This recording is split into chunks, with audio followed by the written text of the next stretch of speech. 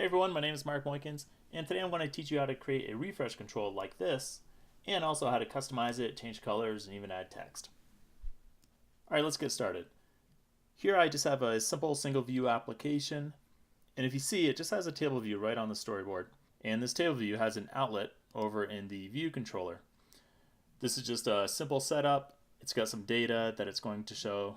It's got a very simple setup. It's the bare minimum you need to show data on the table view. So I want to start with this. And if we run it, I'll just show you what it looks like. Okay, there it is. Now you notice if I pull it down, there's no refresh control, but we're going to add one shortly.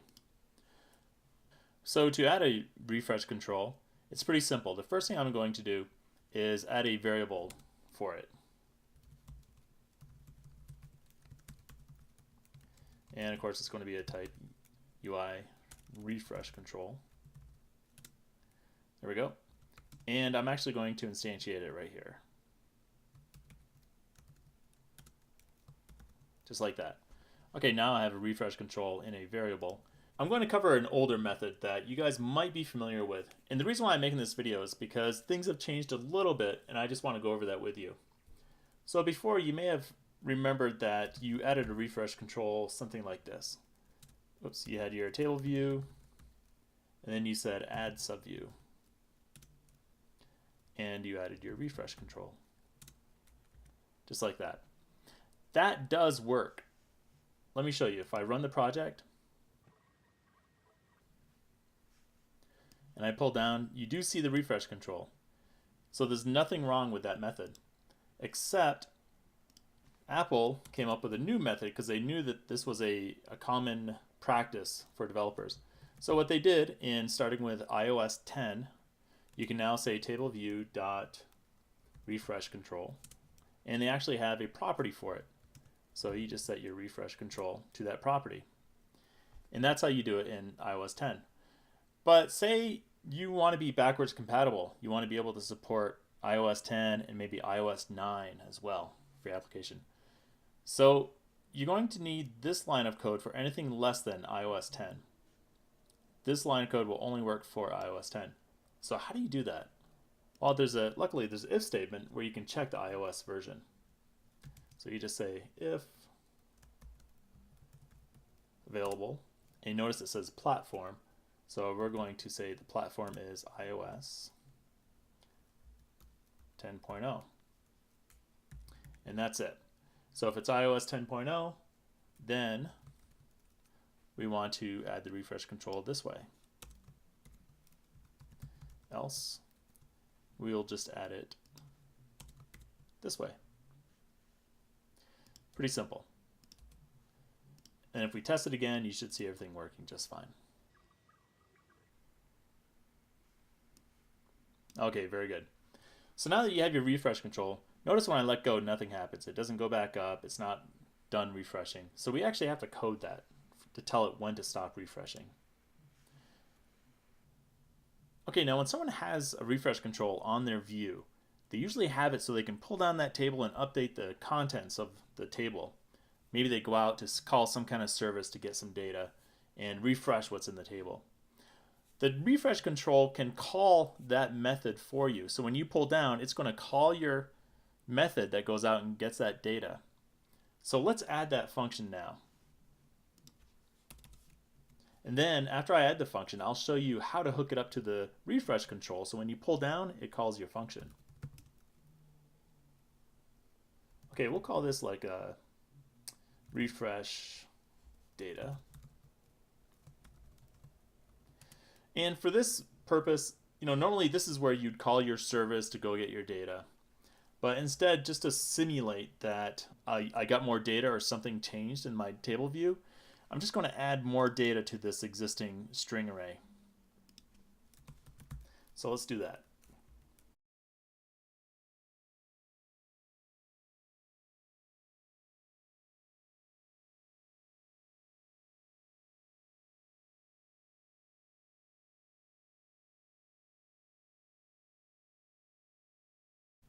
Okay, so when we call the refresh data, it'll add 4 more rows and says, you guys are great. And then at this point, this is when we want to stop refreshing. And that's what you call it. You just call end refreshing. Okay, so let's add a target to that refresh control.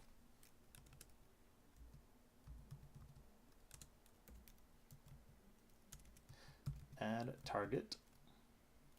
And basically what this is going to do is it's going to associate a function or method with the control. And the control that's going to be handling is self, this view controller. And the action, this is where we want to specify refresh data.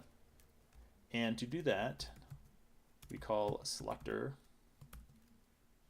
And it's going to be in this view controller. The name of the class that we're in right now is called view controller. And the function we want is called refresh data.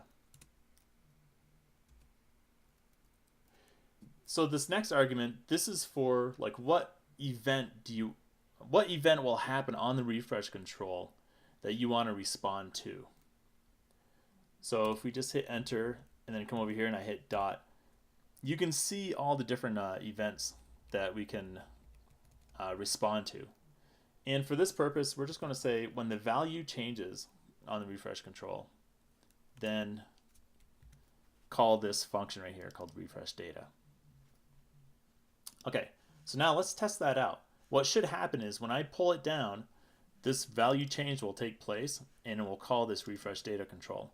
And when it's done updating, adding these 4 rows, it'll end the refreshing. And that's when you'll see the table view go back up to the top.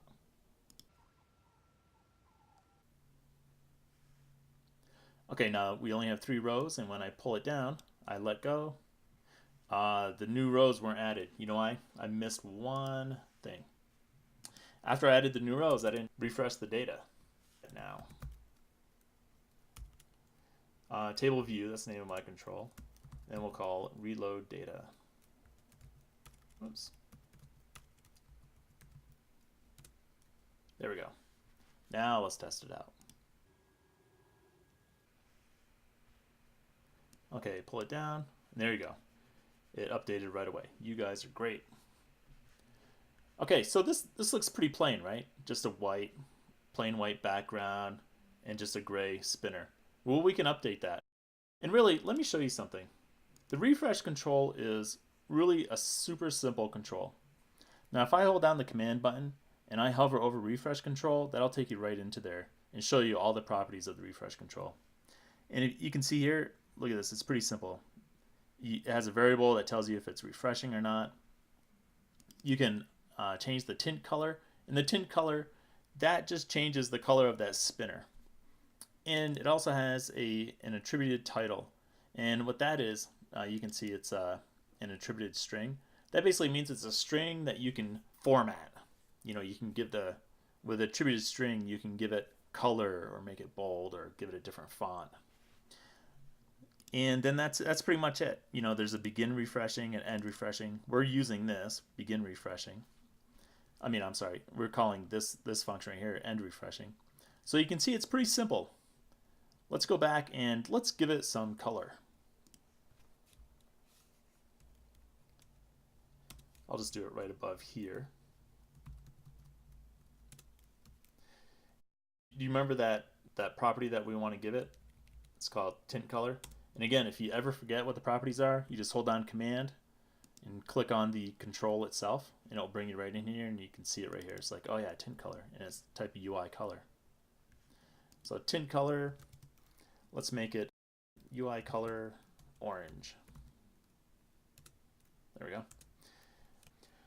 Okay, now we can also change the background color, but you might be saying, but wait, Mark, you know, when we looked at the refresh control, I didn't see a background color. That's right, you didn't see a background color on there. But the background color is actually, you have to go deeper. So UIRefreshControl inherits from UI control. And you go in there, and then all these properties also apply to the refresh control. And UI control inherits from UI view. So let's look at that. So inside of UI view, you have a property in here somewhere. I'm gonna have to look for it because it's pretty big, a lot of properties. Background color. So UI view does have a background color, and all of these properties all apply to the refresh control. So when we look at just the refresh control right here, these are properties that are specific just to the refresh control. But these properties are specific to any object that inherits UI control. So I just want to make that clarification there. So we can give it a background color. And let's make that UI color dot dark gray.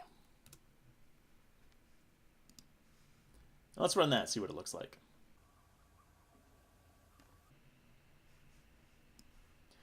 All right, look at that. Looks pretty nifty. It's gray, it's orange. So you can change the color to match the theme of your application.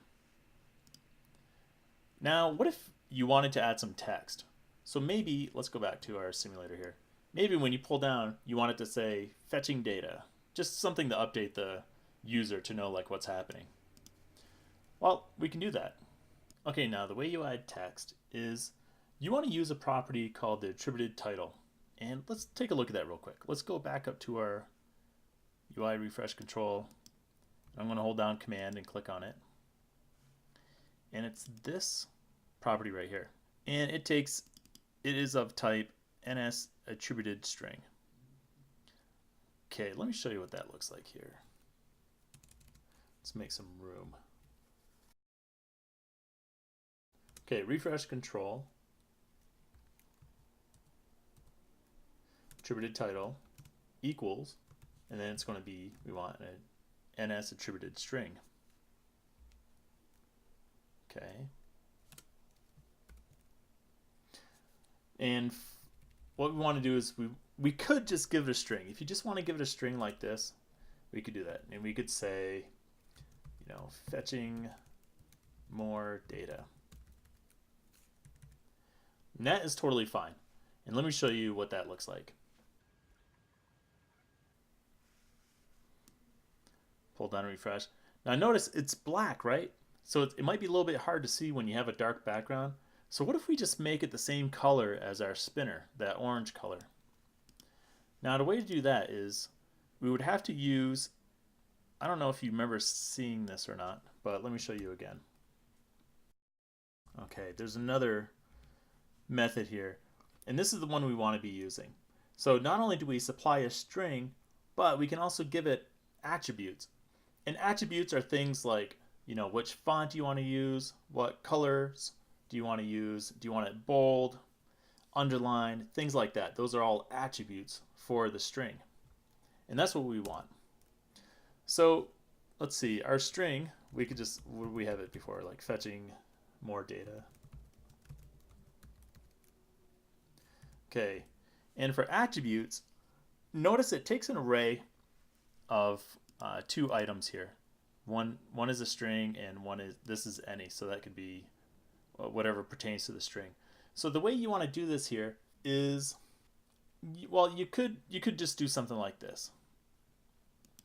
Okay, so for the string, this is going to be your attribute name, and there's many different attribute names. I'll show you one to get started here. This one right here, foreground color attribute name.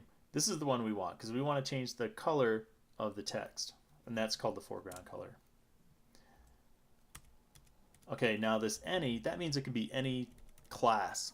So in this case, we want a color. Now I could say UI color dot orange, which is what we had before.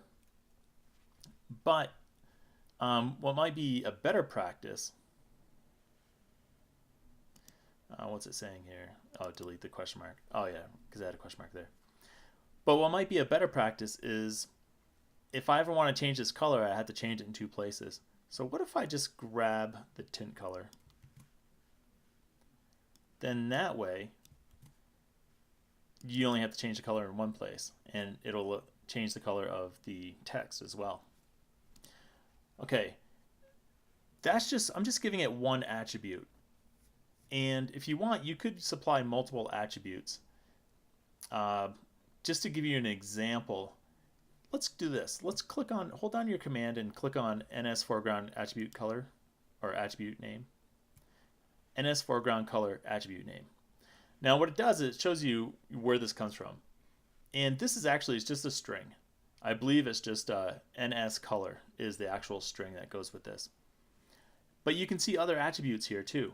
So if you ever need to know what which property to use here, you can just follow one of them and it will show you all these different attributes that you can also supply to affect your text. And there's a lot of them here. I mean, look at this. They have a whole class or enum just for the underline style. So there's many, many different styles that you can choose from. Okay, but we're going to stick with that. Now let's see what it looks like.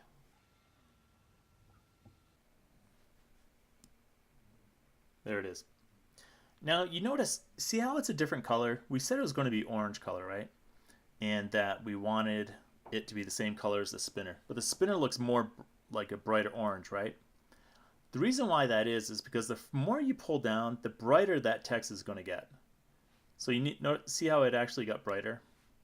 I don't know if you noticed that, but I'll pull it down and see how it's kind of dark here, and it's brighter and brighter and brighter. And that's about as bright as it's going to get. I've never actually seen it get to be like the exact same color as the spinner.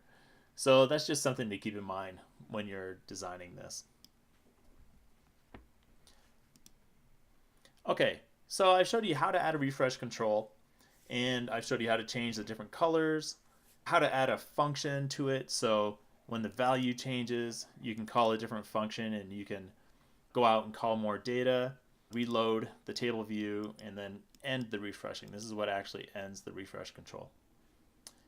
If you'd like to learn a little bit more, I have one more thing I can show you that it's kind of just a fun trick. You don't really need to do it. It's just one of those things that, you know, if you're bored and you want to learn more, you can. So you can stop the video at this point, but if you want to stick around and see something extra, stay tuned.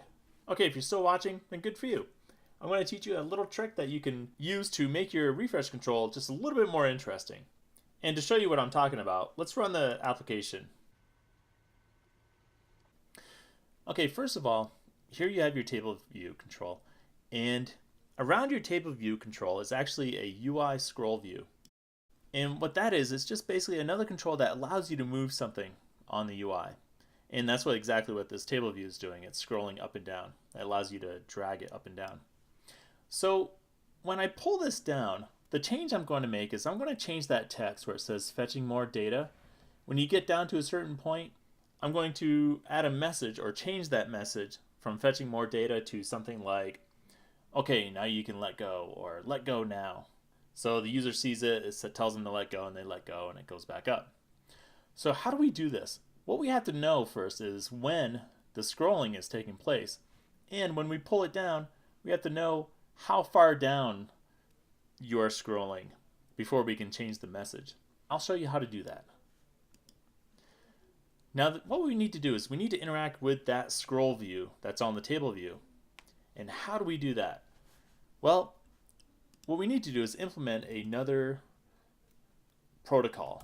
And this one is going to be the UI TableView delegate. And you can see down here, it has optional methods of the protocol that allow the delegate to manage selections and more. Inside this delegate, what we're going to be accessing, here, let me show you here. I'll just start typing in scroll view. And these scroll view methods or functions here, they only show up if you are implementing the UI TableView delegate. And I'll show you why that is. The function that I'm going to need is scroll view did scroll, so it's this first one. Okay. This function actually isn't in the UI TableView delegate itself. Let's command click into there. What it is, it's actually in this delegate right here. The reason why it has this delegate is because, like I said, there is a scroll view around the table view itself. I can show you that by, if we go to the UI table view right here, this definition, and I command click on that, you can see right here that the table view is inheriting from the UIScrollView control. So that tells us right there that there's a scroll view that is in the UI table view. So if you want to learn more about these scroll view controls, you can just start typing in scroll view, and then you can, arrow down and read about this short little description here that tells you what it does. Of course, there's the other way, which you probably figured out by now because I keep showing you this. If we go into the UI TableView delegate and you click on the UIScrollView delegate, this will also show you what's available in this delegate, and there are notes on it that tell you how to use it. So we are just using this one right here. Scroll view did scroll. Oh, okay, there we go. So let's delete this. We don't need that. Okay, this function will fire off every time I move the table view inside the scroll view. So what we need to know is when we pull it down to a certain point, and to be able to get that, we are going to actually access this scroll view right here that's passed in as a parameter. And what we need to know is something called the offset. And that basically tells us the difference of like when it started, the difference between where it started and where it is right now. So as you scroll down, that offset number will change. And there are two different offsets. Because remember, a scroll view, you can scroll sideways or up and down. Scrolling sideways, that happens on the x-axis, and scrolling up and down happens on the y-axis. So let's get that number. I'll just call it offset equals scroll view, and this is the parameter. And we want content offset, and you can see right here, the point at which the origin of the content view is offset from the origin of the scroll view. And there's two, I told you that there's two different offsets, right? There's the X offset and the Y. So we want the Y because the Y is the vertical one, the one that goes up and down. So let's look at this offset. And when the offset is less than -150, and I know this number because I played with this before and I found a good offset to go by. And 150 is pretty much when you pull it down and you can see the full refresh control. So it's a good time to change the text. So let's change that here. Refresh control dot attributed title. Yep. And actually let's copy this since we already have it set up. Going to change the text. So we'll tell the person, okay, you can let go now. Make it all caps, really get their attention. Else. So the reason why I'm going to change it back is because the person can pull down past 150, but then if they start letting it scroll back up, it'll change the text back to fetching more data.